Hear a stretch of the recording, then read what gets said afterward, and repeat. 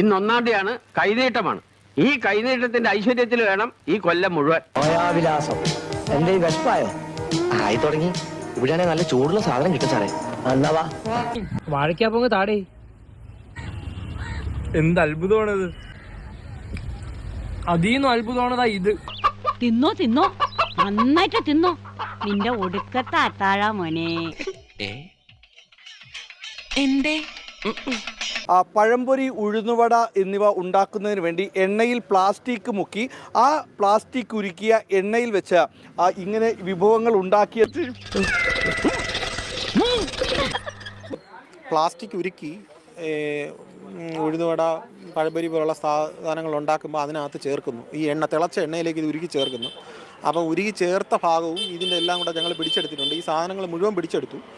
കട ക്ലോസ് ചെയ്യാൻ അനധികൃതമായിട്ടാണ് കട പ്രവർത്തിച്ചു വരുന്നത്. ലൈസൻസ് പോലും എടുത്തിട്ടില്ല, ഹെൽത്ത് കാർഡില്ല. ഇങ്ങോട്ട് വന്ന് ഞാൻ അവരെ കൂടെ വിളിച്ച് നോക്കാറുണ്ട്. ഈ സംഭവം എണ്ണയ്ക്കകത്ത് കിടക്കുവാണ്. ആ പുള്ളിക്കാരൻ ഇതിലെ ഒരെണ്ണം തിന്നാവെന്ന് ചോദിച്ചു. കാരണം അതിന്റെ മുതലാളിയാണ് നിൽക്കുന്നത്. ചായ നിനക്കറിയില്ല, ഞാൻ ഈ ക്യാൻറ്റീൻ സാധനം കഴിക്കാറില്ലെന്ന്. മനുഷ്യന്മാരെ കൊല്ലാനായിട്ട് സാധനം വന്നേക്കുന്നു. കട പൂട്ടി ക്ലോസ് ചെയ്തു.